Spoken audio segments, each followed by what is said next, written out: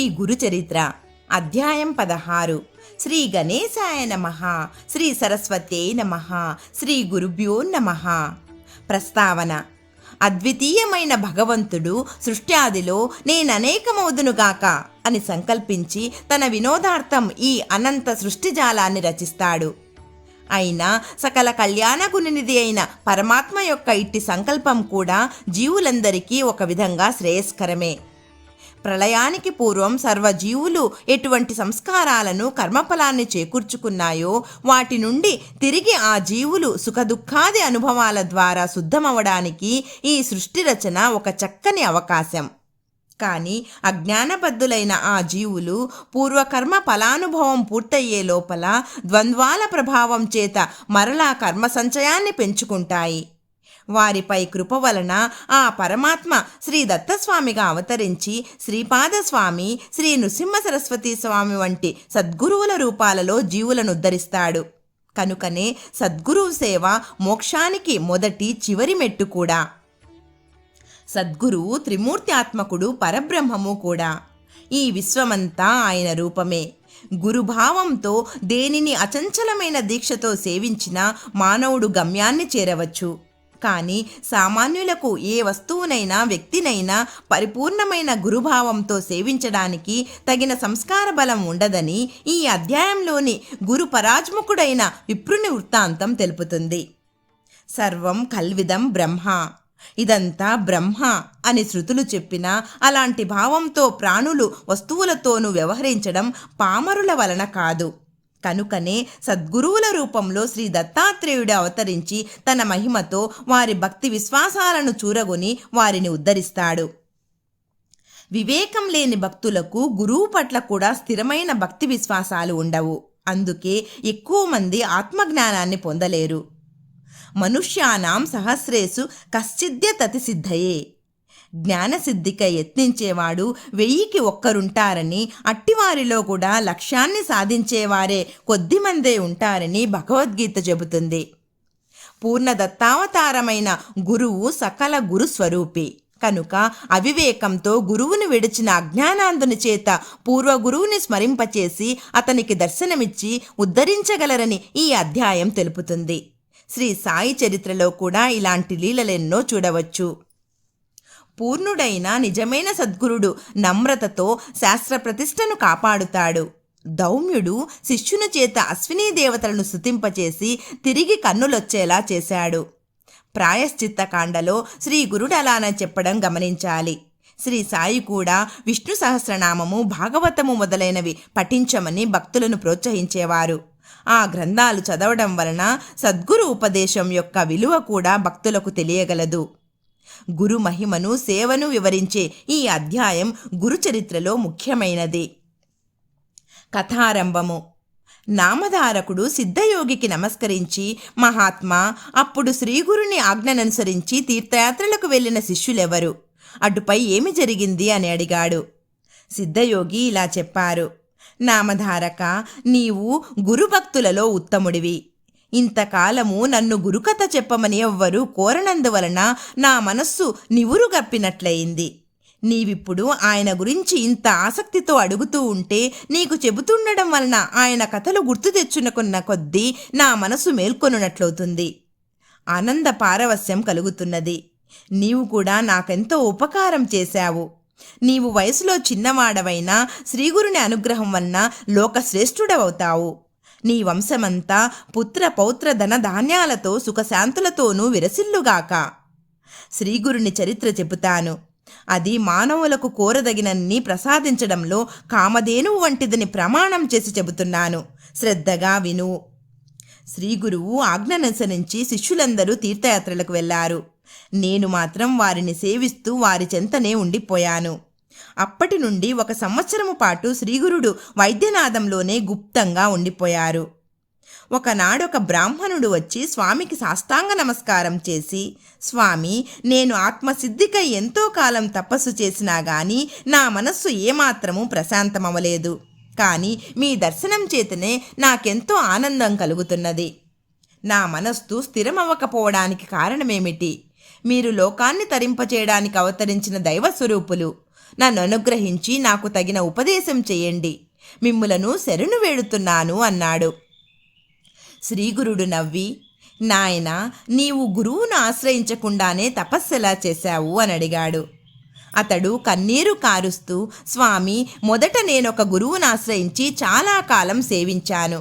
కానీ ఆయన నా చేత అన్ని సేవలు చేయించుకుంటూ నన్నెప్పుడూ తిడుతుండేవారు. నాకేమీ నేర్పలేదు. ఎప్పటికప్పుడు నీకింకా బుద్ధి స్థిరం కాలేదు అని చెప్పి నాకు వేదము కానీ శాస్త్రం కానీ భాష్యం కానీ చెప్పలేదు. అందువలన ఒకసారి నేను ఆయన చెప్పిన సేవ చేయలేదు. అప్పుడు ఆయన నాపై ఎంతో కోపించి తీవ్రంగా నిందించాడు. వెంటనే నేను ఆయనను విడిచి వచ్చేశాను అని చెప్పాడు. శ్రీగురుడు ముక్కు మీద వేలేసుకొని, అయ్యో బ్రాహ్మణుడా, ఎంత పని చేశావు! నీవు చేసిన పని ఆత్మహత్య అంతటి మహాపాపం. నిజానికి నీవే నీలోని దుర్గుణాలను తెలుసుకోలేక గురువును నిందిస్తున్నావు.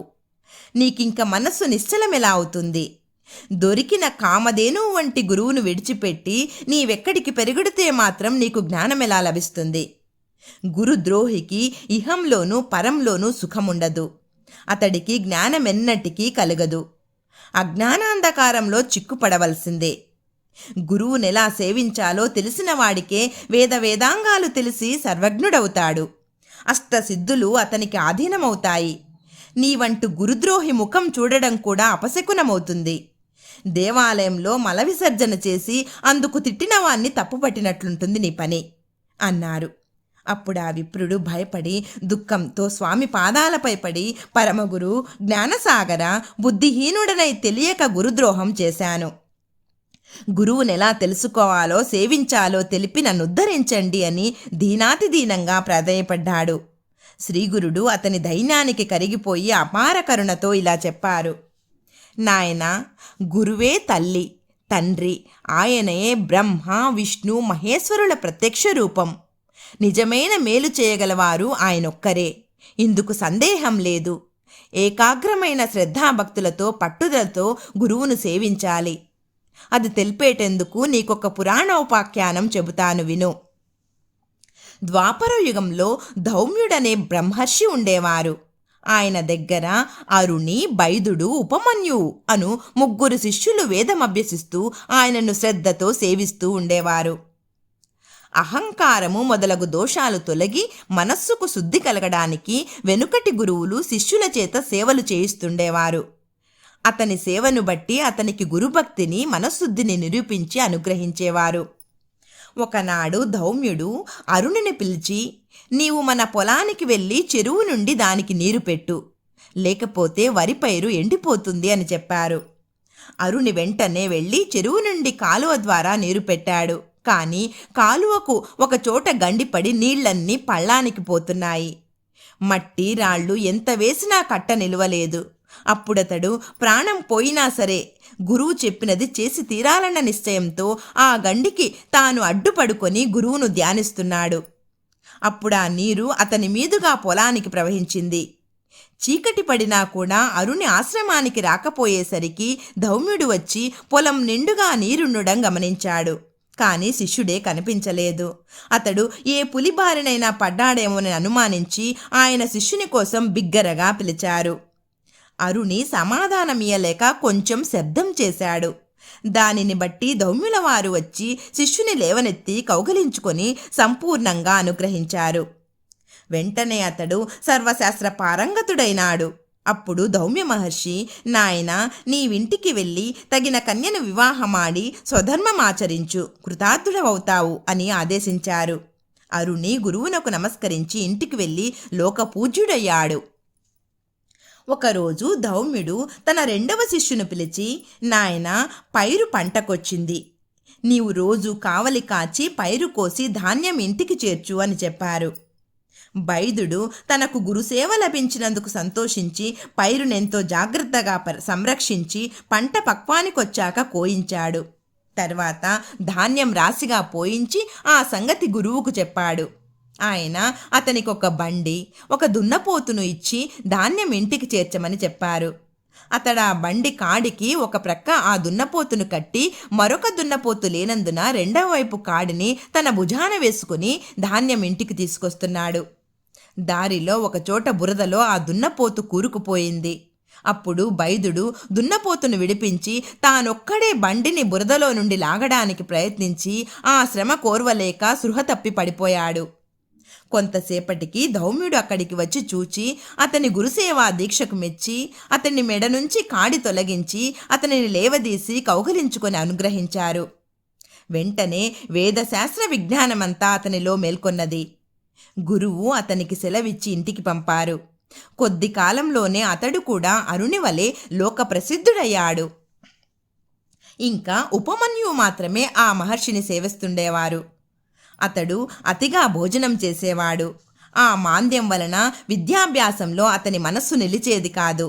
ధౌమ్యుడు ఆలోచించి ఒకరోజు అతనిని పిలిచి, నాయనా, నీవు గోవులను అడవికి తోలుకొని పోయి మేపుకొని వస్తూ ఉండు అని చెప్పారు.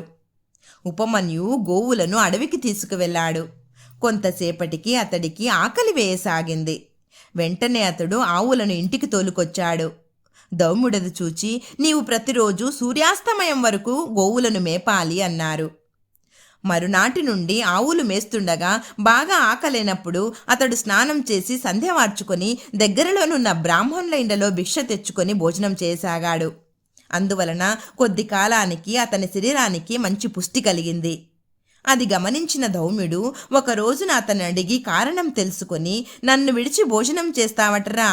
నిత్యము నీవు తీసుకొచ్చిన భిక్ష నాకిచ్చి మరలా అడవికి పోయి ఆవులను మేపుకొని రావాలి అని ఆజ్ఞాపించారు. ఉపమన్యువు అలా చేస్తుండడం వలన ఆకలి అతనిని ఎంతగానో బాధించేది. అతను తాను మొదట తెచ్చుకున్న భిక్షను గురువుకు అర్పించి రెండవసారి భిక్ష తెచ్చుకొని తినసాగాడు. అందువలన అతడి శరీరం పుష్టిగా ఉండటం చూచి ధౌమ్యుడు కారణమడిగి తెలుసుకొని ఆ రెండవ భిక్షను కూడా తమకే ఇవ్వమని చెప్పారు.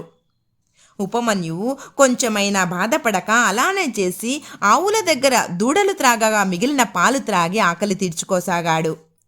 అందువలన కొద్ది కాలంలోనే అతని శరీరం మరింత లావెక్కింది. ఒకరోజు ధౌమ్యుల వారు అందుకు కారణం అడిగి తెలుసుకొని, ఒరే, పశువుల ఎంగిలి పాలు త్రాగితే పశువు వలె నీవు కూడా బుద్ధిహీనుడవవుతావు, కనుక త్రాగవద్దు అని నిషేధించారు. ఆ మరునాడు ఆకలి వేస్తుంటే జిల్లేడు పాలు ఎంగిలివి కావని తలచి వాటిని ఒక దొప్పలో పడుతుండగా ఆ పాలు అతని కళ్ళలో చింది అతని కళ్ళు రెండూ కనిపించలేదు. తర్వాత అతడు గోవులను వెదుక్కుంటూ పోతూ ఒక బావిలో పడిపోయాడు. సూర్యాస్తమయమైన శిష్యుడు ఇంటికి రాకపోయేసరికి అతనిని వెదుకుతూ ధౌమ్యుల వారు అడవికి వెళ్లారు. ఆయన కేక విని ఉపమన్యువు బావిలో నుండే సమాధానమిచ్చాడు. ఆ మహర్షి బావి వద్దకు వెళ్ళి అతని దుస్థితి తెలుసుకొని అశ్వినీ దేవతలను ప్రార్థించమని చెప్పారు. ఉపమన్యువు అలా చేయగానే అతనికి దృష్టి వచ్చింది. వెంటనే అతడు బావి నుండి బయటకు వచ్చి గురువుకు నమస్కరించాడు. ధౌమ్యుడు అతని గురుభక్తికి మెచ్చి అతని తలపై చేయి పెట్టి, నాయనా, నీ కీర్తి 4 దిక్కులా వ్యాపిస్తుంది. నీ శిష్యులు కూడా నీ అంతటి వారవుతారు. వారిలో ఉదంకుడనే శిష్యుడు తన గురుభక్తి చేత నాగలోకాన్ని జయించి నాగకుండలాలు నీకు దక్షిణగా సమర్పించగలడు. నీ కీర్తిని శాశ్వతమునర్చగలడు అని ఆశీర్వదించాడు. అతడు గురుకృప వలన వేదశాస్త్ర పారంగతుడై ఇంటికి వెళ్ళి గృహస్థాశ్రమం స్వీకరించాడు. కాలాంతరంలో ధౌమ్యుల వారి ఆశీర్వచనం పూర్తిగా ఫలించింది. కనుక నాయనా, గురుని అనుగ్రహంతో పొందలేనిది ఏదీ లేదు.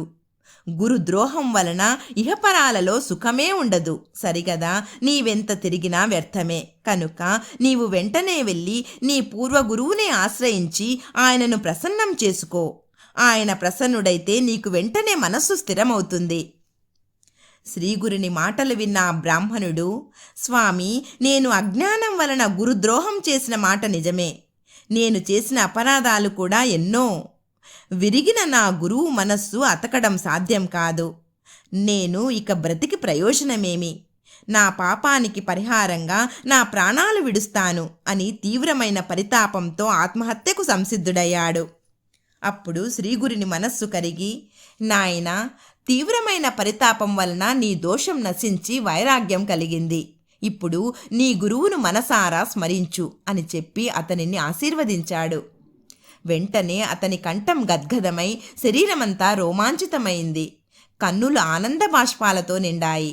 అతడు కృతజ్ఞతతో స్వామి పాదాలకు నమస్కరించగానే వేదశాస్త్రాల సారం అతని హృదయంలో ఉదయించింది.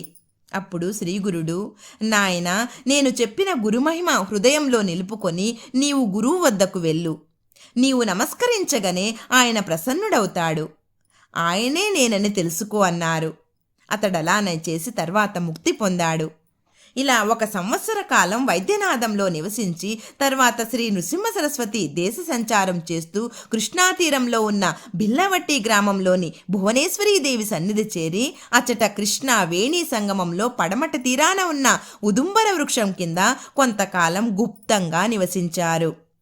శ్రీ దత్తాయ గురవే నమః. శ్రీ శ్రీపాద శ్రీవల్లభాయ నమః. శ్రీ నృసింహ సరస్వత్యై నమః.